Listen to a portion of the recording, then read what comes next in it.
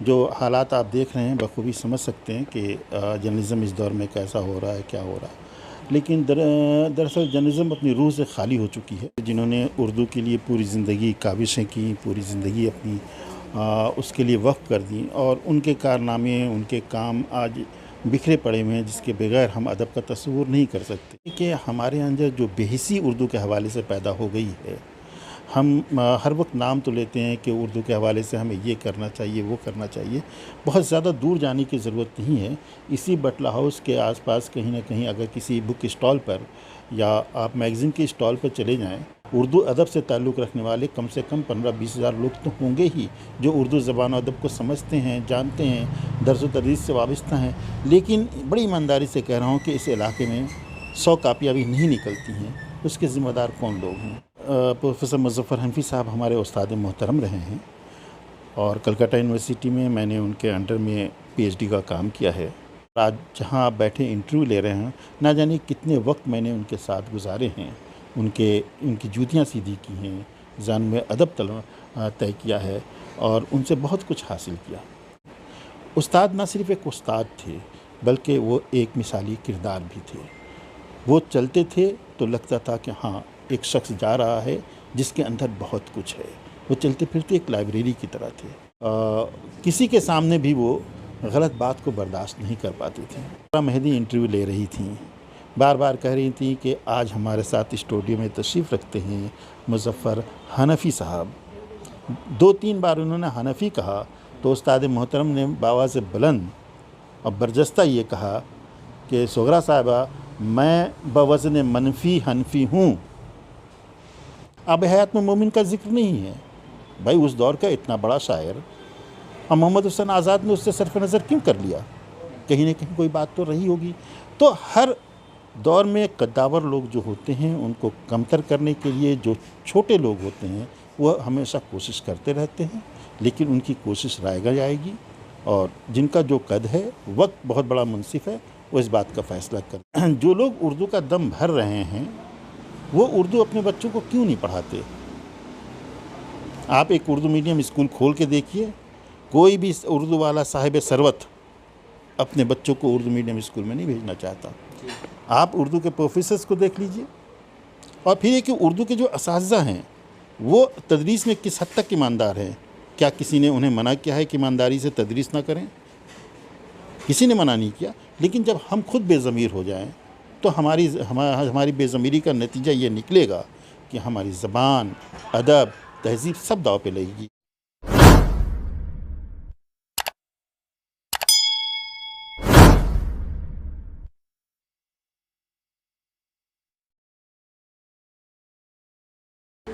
मेरा नाम शकील अख्तर है। मैं यहाँ जामिया मिल्लिया इस्लामिया के मास कम्युनिकेशन में रेडियो का प्रोड्यूसर हूँ, और पिछले 20-25 साल से मैं रेडियो के फील्ड में काम कर रहा हूँ।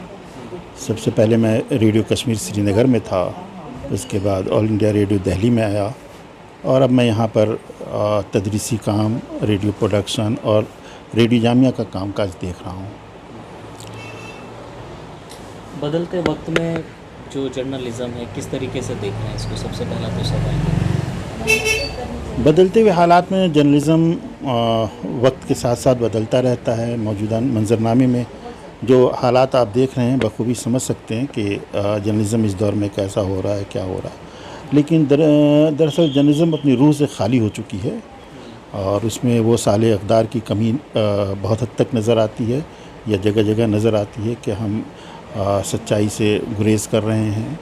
जो बात पहुंचानी चाहिए वो नहीं पहुंच पा रही है। उर्दू अदब के हवाले से क्या कहना चाहेंगे? जिन लोगों ने उर्दू अदब को ज़िंदा रखा और उर्दू की खिदमत की, उनको किस तरीके से याद रखा जाए, किस तरीके से उनके कामों को ज़िंदा रखा जाए? देखिए, इसमें दो बातें हैं।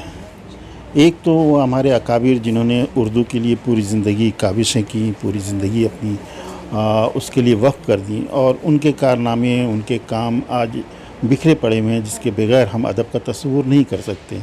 लेकिन एक आम कारी की हैसियत से मैं ये समझता हूँ कि ऐसे कामों को ज़्यादा कदर मंजिलत की निगाह से देखनी चाहिए। لیکن سب سے بڑی بات یہ ہے کہ ہمارے اندر جو بےحسی اردو کے حوالے سے پیدا ہو گئی ہے، ہم ہر وقت نام تو لیتے ہیں کہ اردو کے حوالے سے ہمیں یہ کرنا چاہیے، وہ کرنا چاہیے. بہت زیادہ دور جانے کی ضرورت نہیں ہے.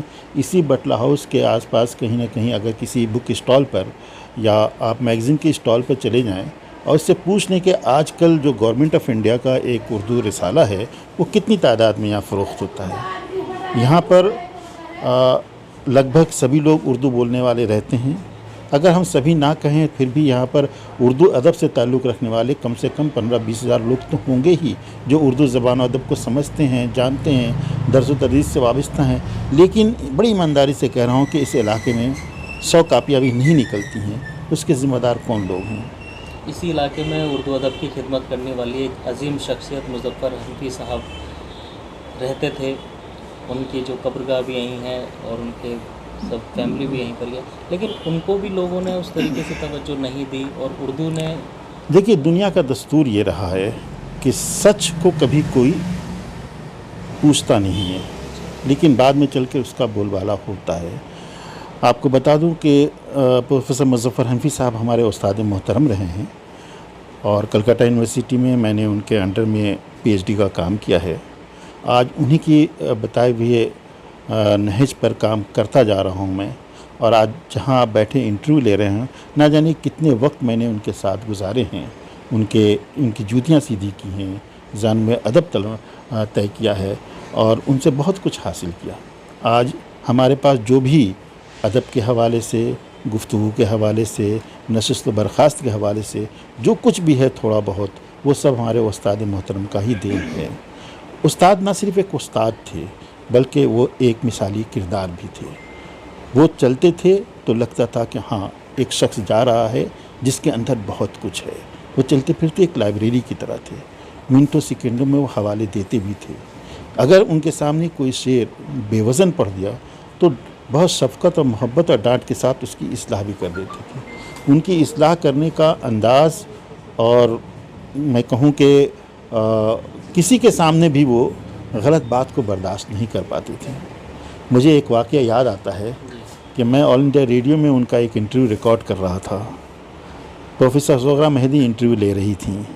بار بار کہہ رہی تھیں کہ آج ہمارے ساتھ اسٹوڈیو میں تشریف رکھتے ہیں مظفر حنفی صاحب.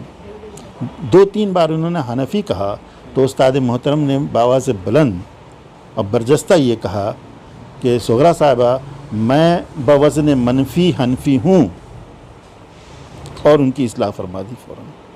تو ایسے استاد بہت کم ہوتے ہیں جو اپنے اخلاق، کردار اور علم کے حوالے سے جانے جاتے ہیں. وہ استاد کہنے کو تو کلاس روم ٹیچنگ میں بہت سارے لوگ مل جائیں گے آپ کو، لیکن ایک پوری زندگی میں ایک عمل دخل رکھنے والا، ہر وقت آپ کو ایک راہ دکھانے والا ایسا شخص بہت کم ملتا ہے. ان میں ہمارے استاد مظفر حنفی صاحب کا شمار ہوتا ہے. ہم بہت شکر گزار ہیں اور اللہ تعالیٰ سے یہ دعا بھی کرتے ہیں کہ اللہ تعالیٰ انہیں کروٹ کروٹ جنت نصیب عطا فرمائے. اور سب سے بڑی بات دیکھیے یہ کہ نہ صرف انہوں نے ادب کی خدمت کی بلکہ اپنے طلباء و طالبات کی جس طرح ذہنی تربیت دی اور اپنے بچوں کی جس طرح کی ذہنی تربیت تھی وہ بھی ایک بہت بڑی دولت ہے. وہ بھی ایک بہت بڑی دولت ہے. ورنہ آج اردو کے پروفیسرز کے ریٹائر ہونے کے بعد جو صورتحال ہوتی ہے، آج وہ صورتحال مظفر صاحب کے گھر میں نہیں ہے. آج ان کے صاحبزادے خواہ دلی میں ہوں یا لندن میں ہو یا دنیا کے کسی کونے میں رہ رہے ہوں، وہ اپنے والد کے تئیں کتنے کمیٹڈ ہیں، کتنے احترام سے نام لیتے ہیں، یا ان کے کیے ہوئے کام کو کس طرح آگے بڑھا رہے ہیں. یہ بہت بڑی دولت ہے. پرویز بھائی ہیں، مظفر بھائی ہیں، اور ان کے دوسرے بھائی ہیں. تو اس طرح دیکھا جائے تو مجموعی طور پر ان کا جو کام ہے اس کام سے صرف نظر تو نہیں کیا جا سکتا، لیکن ہمارے ناقدوں نے صرف نظر کیا ہے اس وجہ سے کہ وہ کسی کی غلط بات برداشت نہیں کر پاتے تھے.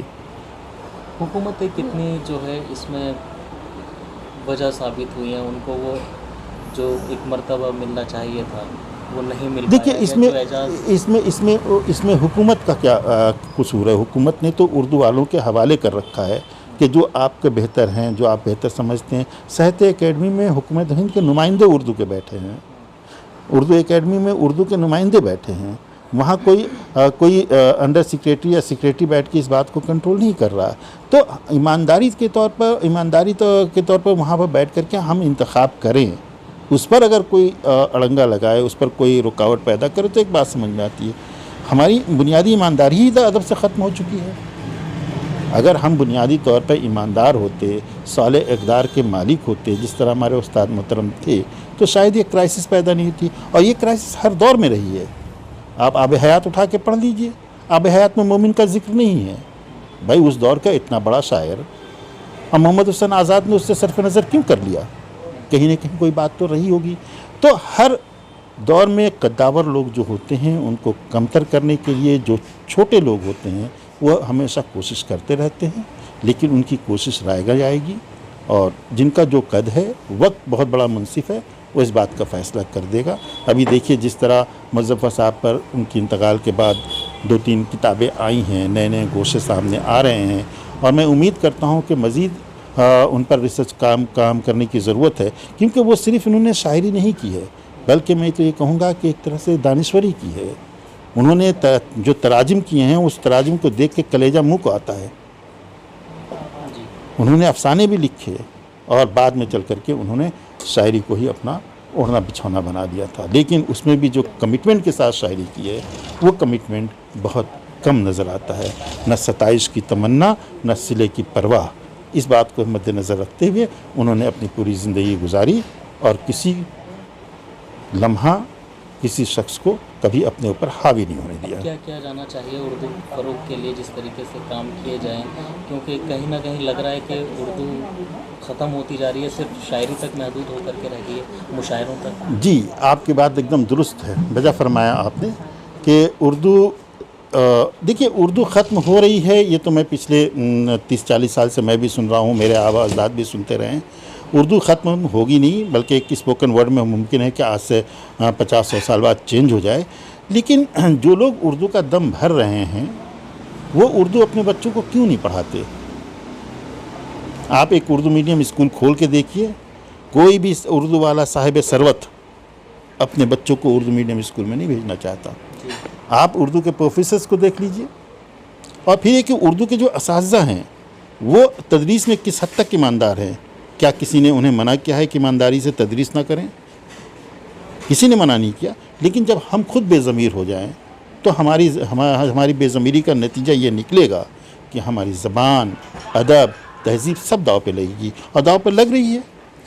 جب تک اس کا احساس ہم نہیں کریں گے, یہ تو ہماری بد توفیقی ہے کہ اتنی خوبصورت زبان, اتنی خوبصورت تہذیب جس کے لیے دوسرے لوگ تعریف کر رہے ہیں, ہم چراغ تلے اندھیرے کے مان بیٹھے ہوئے ہیں, ہم اس میں کچھ نہیں کر پا رہے ہیں یا کچھ کرنے کی خواہش نہیں رکھتے. یہ صورتحال ہے. اور کچھ کہنا چاہیں گے اپنے استاد محترم کے بارے میں؟ استاد کے بارے میں میں کیا کہنا چاہوں گا, بہت ادنا سا طالب علم ہوں ان کا. بس یہی کہنا چاہوں گا کہ ان پر اور زیادہ سے زیادہ کام ریسرچ کا ہونا چاہیے, اور اس ریسرچ کے حوالے سے خاص طور سے ان کی تنقیدی بصیرت اور جدیدیت کے حوالے سے ان کے جو افکار تھے, ان کے جو خیالات تھے, ان کے معاصرین کے ساتھ جو جدیدیت کی چشمکیں تھیں, وہ سب آنی چاہیے سامنے.